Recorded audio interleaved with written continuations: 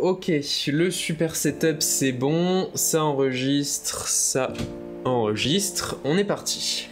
Hello tout le monde, vous regardez Nightech, c'est Thomas, et comme toujours quand j'ai pas d'idée de vidéo ou que j'ai pas envie de travailler, on fait une vidéo FAQ. Vous me posez vos questions et j'y réponds en vidéo. Non sérieusement, je viens de revenir de vacances, désolé si j'ai l'air totalement décalqué, je le suis, mais bon écoutez, ça veut dire que soit cette vidéo sera la meilleure de ma chaîne, soit ce sera la pire. C'est à vous de juger. Enfin bref, je vous ai demandé de me poser vos questions sur Twitter et Instagram, et comme d'habitude, désolé de ne pas pouvoir répondre à tout le monde, j'essaie de prendre les questions les plus populaires ou celles qui m'inspirent le plus, où j'ai effectivement quelque chose à vous dire, mais bon voilà, désolé, mais en tout cas j'ai vu toutes vos questions et j'apprécie énormément votre participation. Et d'ailleurs, tant que j'y suis, petit update sur la chaîne, Nightech a beaucoup grandi ces derniers temps, j'ai commencé à faire des collabs, notamment une collab juste irréelle que j'ai pu réaliser avec Jamie, l'ancien de C'est pas sorcier, c'était absolument génial, j'ai été ravi de pouvoir faire ça, a priori c'est des choses qui vont pouvoir se refaire, donc c'est vraiment cool. Et juste, j'ai l'impression ces derniers temps qu'il y a de plus en plus de gens que je vois revenir régulièrement dans les commentaires de mes vidéos sur YouTube, dans les commentaires de Nightech. Ça me fait juste super plaisir de voir qu'il y a des vraies personnes qui se retrouvent suffisamment dans ce que je produis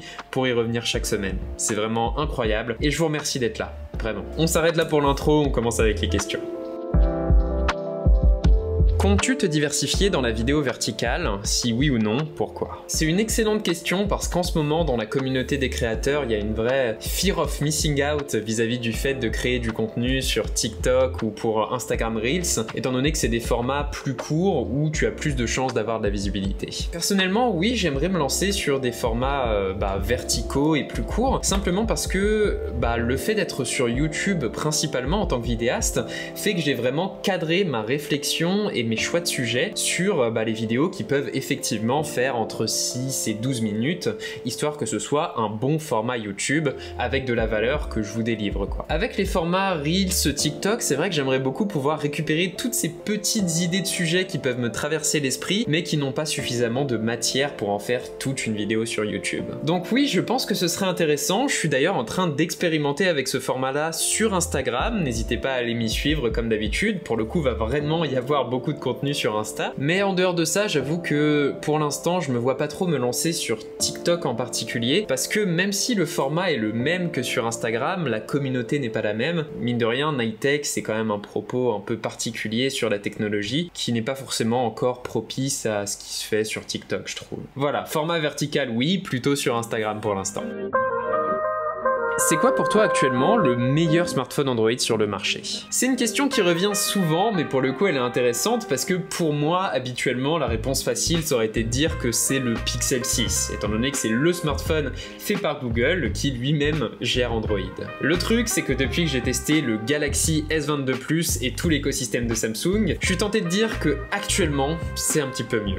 Vous avez des interactions riches entre ces différents appareils, vous avez les Galaxy Watch qui sont déjà excellentes, vous avez les Galaxy Tab qui font du très bon boulot, et même maintenant vous pouvez carrément acheter un laptop Windows avec tous les avantages de l'écosystème Samsung, et ça plus l'équilibre du Galaxy S22 Plus qui a une autonomie correcte pour la gamme des S22, qui avait des petits problèmes à ce niveau-là, qui a des très bonnes performances, très bon écran, très bon format, en très bonne interface aussi, avec One UI qui a beaucoup évolué. Et c'est pas la Pixel expérience en termes d'optimisation et de clarté, mais c'est vraiment pas mal. Donc oui, actuellement je dirais le S22 Plus pour son équilibre et l'écosystème de Samsung, mais j'ai bon espoir de voir Google revenir au top de mon classement fin 2022, étant donné que ils ont commencé à parler de leur Pixel Watch, qu'ils ont d'excellents écouteurs, qu'ils ont commencé à parler de leur tablette, et qu'en plus ils vont arriver avec les Pixel 7. J'ai aussi espoir que Google se rattrape un petit peu à ce niveau-là. Bonjour, comment vas-tu? Dis-moi, est-ce que tu feras un test sur le Google Pixel 6a? Première question, oui, merci beaucoup. Et deuxième question, oui, tu l'auras compris, les pixels c'est toujours mon truc.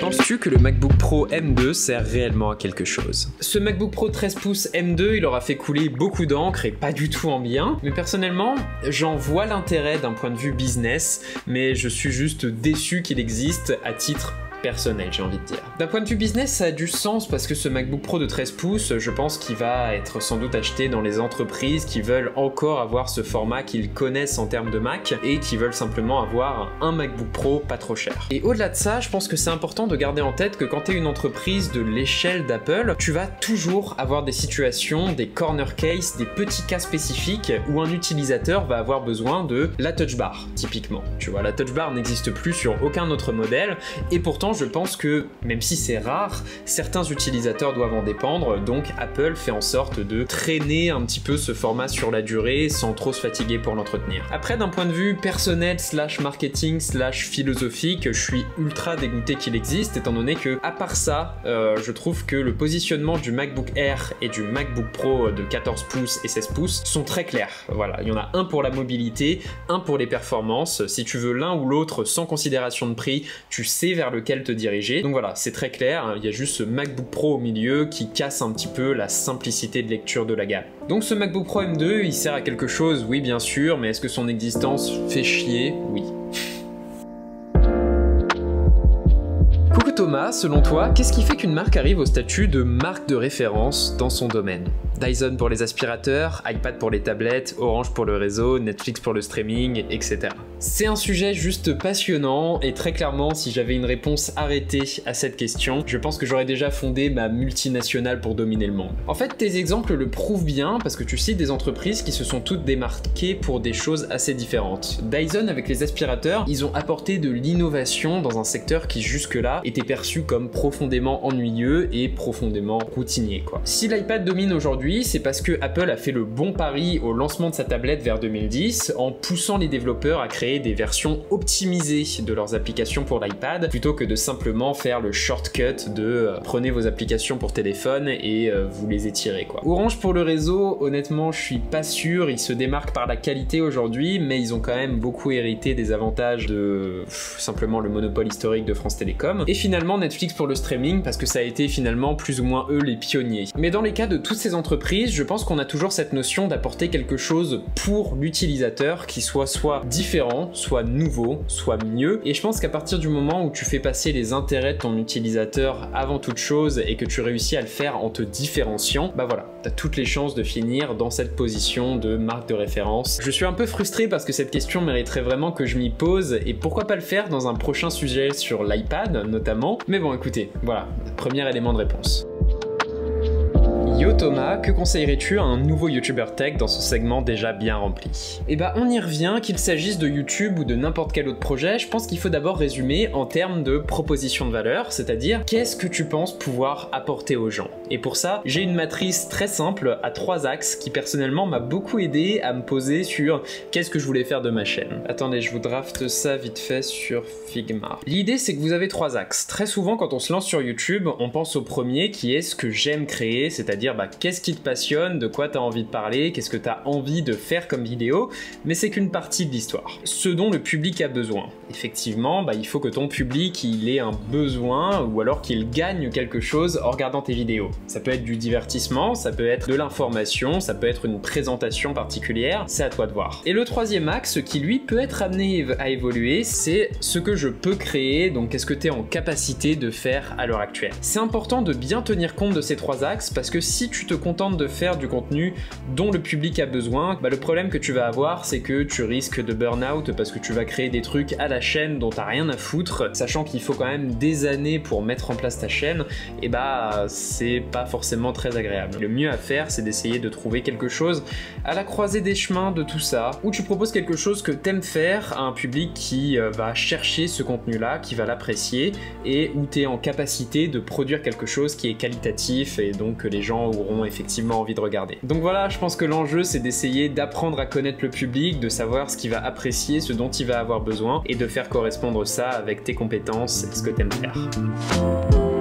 Qu'est-ce qui te motive à continuer ce double emploi WeThings plus YouTube? Effectivement, pour ceux qui ne le savent pas quand même, je travaille chez WeThings, les objets de santé connectés, tout ça, dans le marketing, et en parallèle, effectivement, YouTube au final c'est mon activité secondaire. Deux raisons, la première très terre à terre, c'est financier, simplement parce que aujourd'hui je pourrais vivre de YouTube, mais ce serait pas vraiment confortable. Et en parallèle de ça, je remarque que chez WeThings, en travaillant effectivement dans une entreprise tech, j'apprends beaucoup sur le milieu qui me passionne, où du coup j'ai la chance de pouvoir voir comment se créent les objets qui me fascinent depuis que je suis tout petit. Et en plus de ça, j'ai vraiment l'impression de grandir en étant en entreprise, étant donné que t'es obligé de coopérer avec d'autres personnes, de rencontrer des gens, d'échanger un petit peu. Alors que YouTube, à côté de ça, j'adore ce que j'y fais, mais c'est tellement confortable, si tu veux, de travailler sur YouTube, dans ton coin, de faire exactement ce que tu veux. Forcément, tu grandis moins vite, tu te heurtes à moins de frustration. Donc voilà, WeThings, ça m'aide à grandir aujourd'hui et c'est aussi une super boîte en passant. Et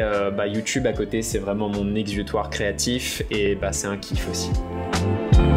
Penses-tu varier plus tes sujets qui tournent un peu en rond sur Apple en ce moment? Question un petit peu plus difficile définitivement. Le fait de continuer de parler de l'écosystème Apple, ça me permet de parler des objets que j'utilise au quotidien en tant que créatif parce que l'écosystème Apple est vraiment optimisé pour cet usage, mais aussi ça me permet de vraiment rentrer dans le détail et de livrer une analyse qui, j'ai l'impression, est ce qui fait un petit peu la spécificité de Nighttech. Je sais pas si vous serez d'accord avec moi là-dessus. Pourquoi pas traiter l'écosystème Apple différemment en parlant davantage du Mac notamment, c'est un truc qui me tient à cœur ça. Mais écoute, j'y pense ces derniers temps, c'est un enjeu, j'ai pas non plus l'impression de tourner en rond en ce moment, mais toujours avoir accès à davantage de choses à tester, c'est définitivement un truc que je vais essayer de faire à l'avenir. Et écoutez, je pense qu'on est arrivé au bout, ça m'a fait super plaisir de répondre à vos questions comme d'habitude. J'espère que ça vous aura plu, que ça vous aura éventuellement aidé, qui sait. Et puis si c'est le cas comme d'habitude, vous savez quoi faire, le j'aime, le commentaire, l'abonnement et le partage, c'est ce qui fait grandir notre toute petite chaîne, c'est grâce à vous et je vous en remercie. Et puis moi je vous dis à la prochaine tout simplement.